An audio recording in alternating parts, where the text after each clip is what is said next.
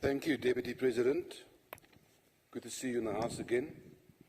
Deputy President, lots of warm, woolly, fuzzy, happy-feeling words here about the DDM.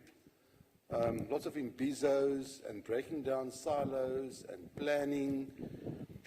But the fact is, Deputy President, after spending 100 million rand on the 3 pilot sites, on 9 November 2022, COGTA itself revealed to Parliament that the return on investment has been negligible. In eThekwini, electricity, water, sanitation and refuse collection had collapsed under the ANC Mayor Kahunda's stewardship and the ANC coalition's partner, the EFF. Unprecedented water and electricity outages are a daily occurrence because of the neglected and failing infrastructure.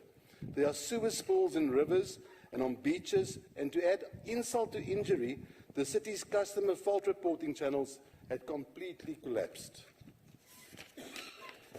The OR Tambo district municipality is besieged by tender fraud, a lack of water and sanitation, service delivery, water and sanitation issues, roads infrastructure are collapsing, and it's all to the detriment of the poorest of the poor in that area. The Waterberg district municipality is not doing much better, with road infrastructure maintenance now being delegated to provincial authorities. No one seems to be sure, quite frankly, what the role of the district municipality is at the moment in that area. These are all examples of the DDM failures, as none of the issues highlighted above have been addressed by the DDM. Is it not time, Mr. Deputy President, to acknowledge that the DDM is just another failed ANC program that will end up on the growing pile-high rubbish dump of failed ANC policies? Thank you.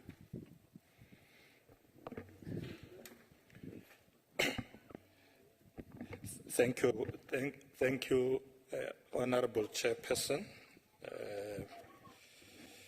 Honourable Badenhorst has also used the word fail. It's like it's a coordinated, interesting coordinated approach here. No, I don't read too much into it. I hear it. Nobody has asked me a question, didn't use that one. No, Honourable Badenhorst, we are on the ground. Whilst you are complaining, we are on the ground. I just told you just now that the Minister of COGTA, as we speak, is yesterday she was in KZN, eThekwini. We go on the ground and we go there to fix, not to complain. And you know, this thing that you are dismissing about the presidential imbizo, you know, when the president is on the ground there and interact with communities, in those meetings, sometimes 3,000 people attend. 3,000. So this is not a joke. When you want to meet people, you must go where they are and interact with them and see for yourself what's happening, because you will be wiser to intervene if you work that way. So don't dismiss the imbizos, the outreach programs that we do, you know, but I'm not surprised, because in the past they rule only from Pretoria. They didn't know where people live. They sat in Pretoria and make laws. Now we leave Pretoria and go to the people. That's what we do. We interact with them, we check the programs and the problems that they have, the challenges, and we fix. No challenges. Where people live, there'll always be challenges. And the government must go where the people are, work with them. So Izimbizo, it's a very important way of ensuring that people participate. I'm not sure if you have heard about Nterisano in Gauteng, in Northwest, Tunsalerole. It's a way of going out to communities, engage with them, work with them, look at the problems, intervene. And that's why when the president asked me to to lead the DDM, he said, go and intervene. Not go and do a research and assess, intervene, because intervene is solution-oriented. You come with solutions, you work with people. That's what we are doing. We are going to continue to do that, and DDM is succeeding as we speak. It is succeeding and is turning around the situation. It's involving people. Everybody wants to be part of it. As I said, traditional leaders change. Everybody is coming in. You will be left alone, Honorable Badenhorst. Everybody is with the DDM. Thank you very much.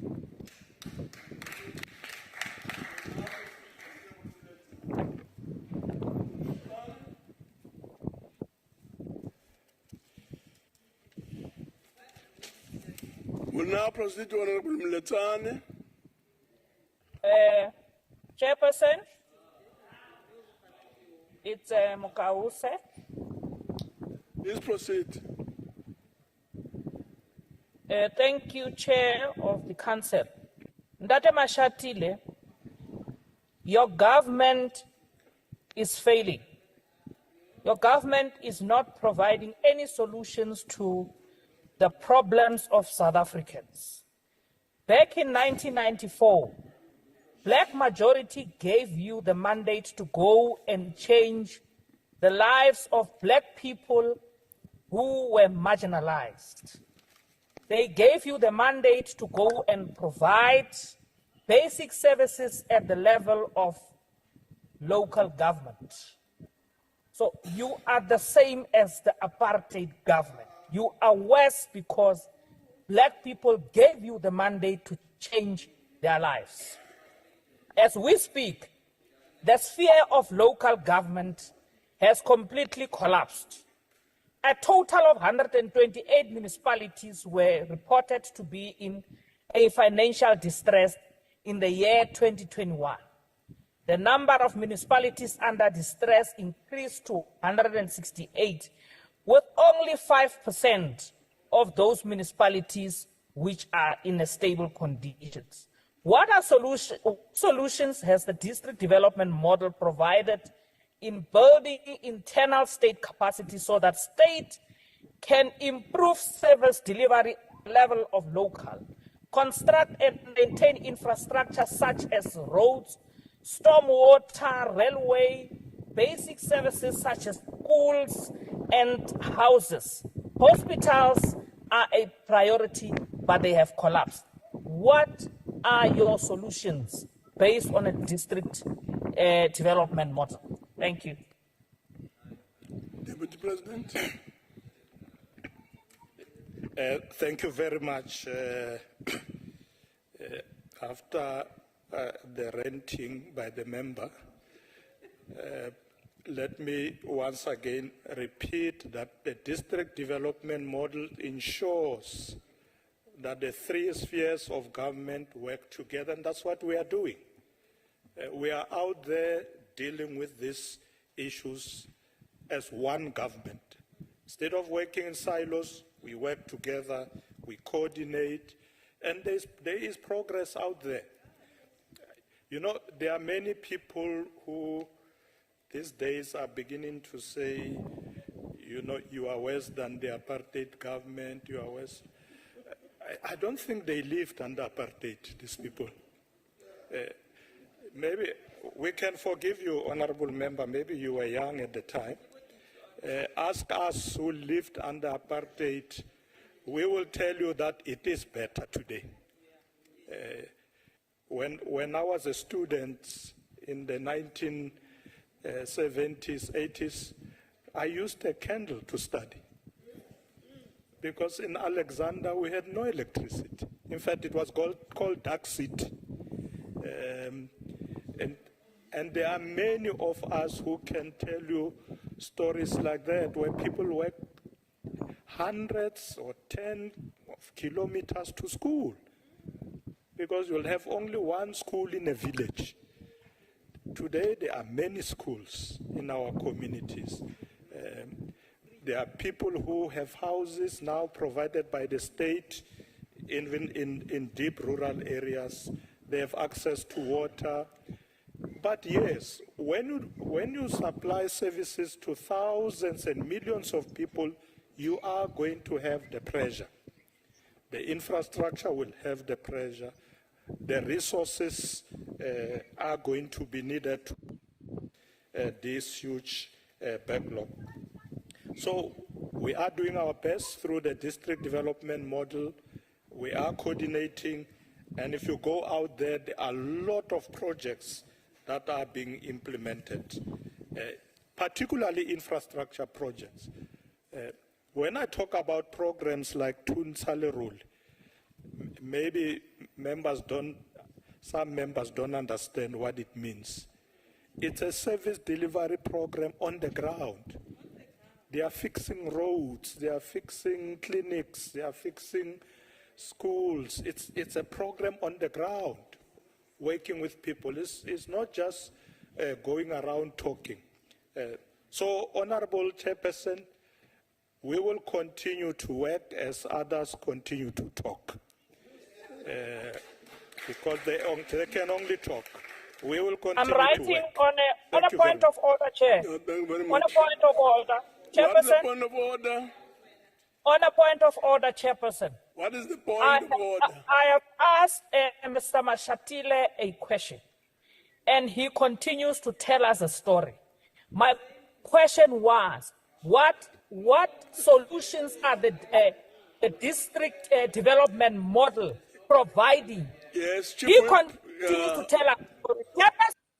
Shows the level of people you are deploying at this high Chair, position. mute. He No, can't Chair, even mute provide solutions. mute He Mukause, Chair. cannot You even can't. provide solutions. Mute, Chair. Chair, I've asked the question, why is he not responding? Why is he I not move that we should responding? not allow You're to not be going to abused in the intimidate me on House, this platform. where an honourable No one is member going who to was given intimidate a me fair on this platform. opportunity to raise a If the question deputy wants to president is restate exactly the incapable question she has of raised, answering questions, that should why be is ruled he out of here? order. Why is he here? Now, point sustained. Honorable members, please do not abuse point of orders. And we've tried in the past to really keep on reiterating, emphasizing the point and clarifying what a point order is. The point that the honorable,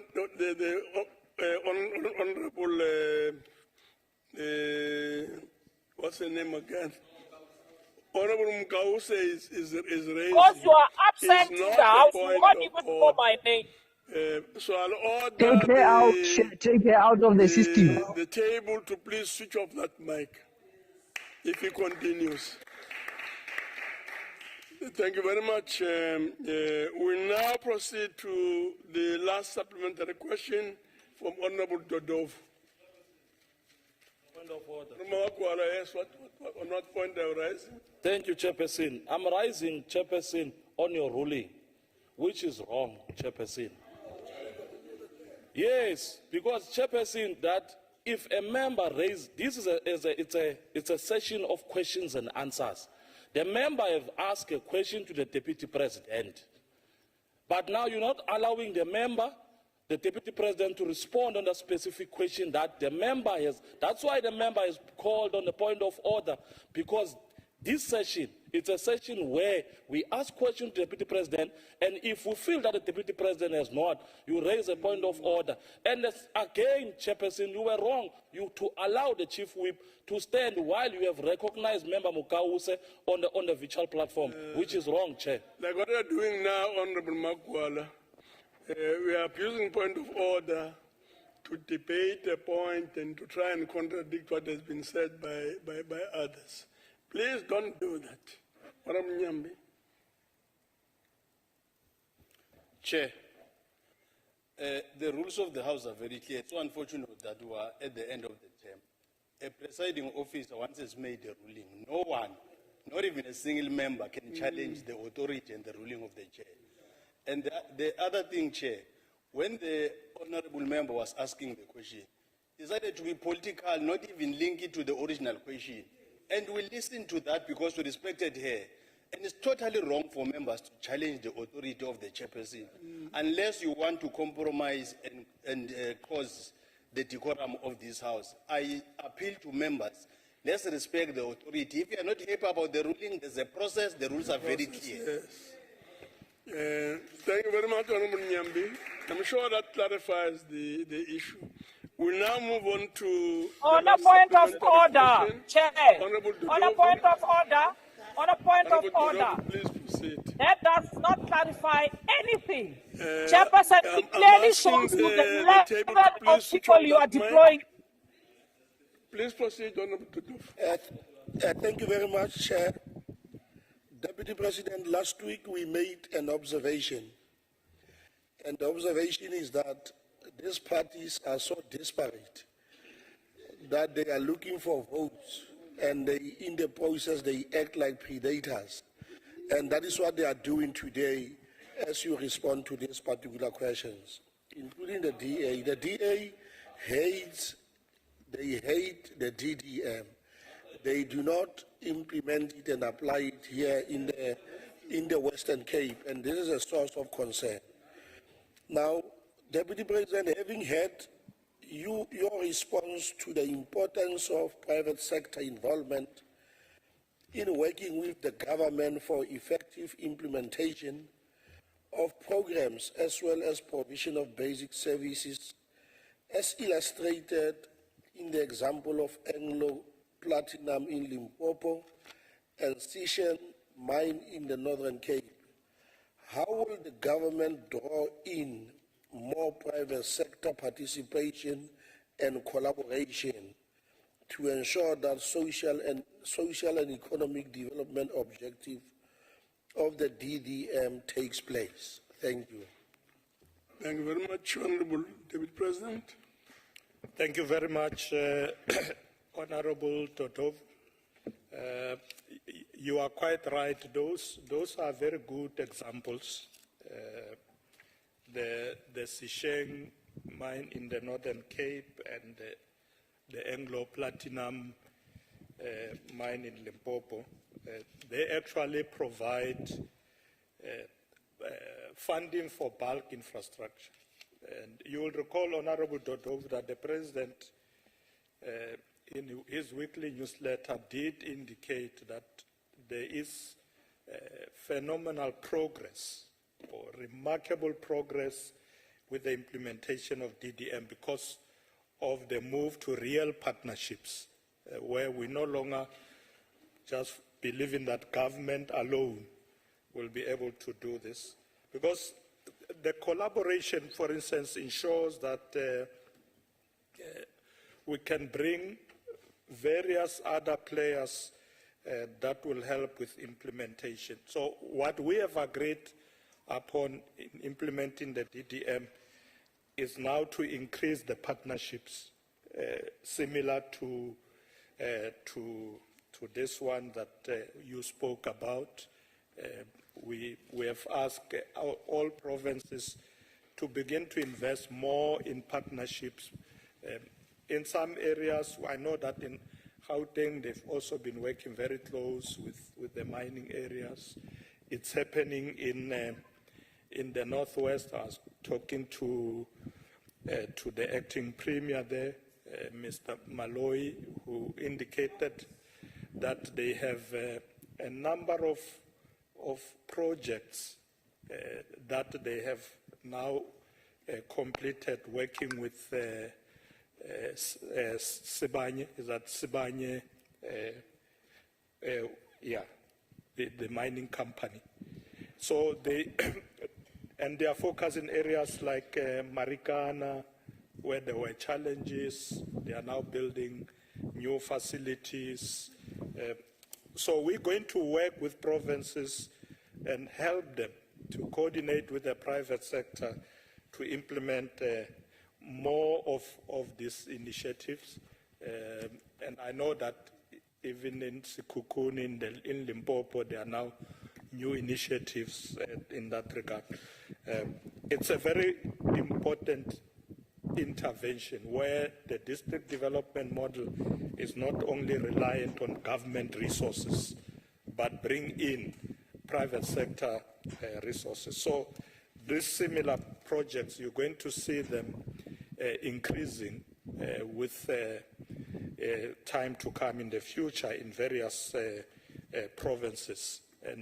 And we find that when we engage with the private sector, they are very amenable in ensuring that they bring on board the resources that are needed to roll out projects. Thank you very much, Honorable Chairperson.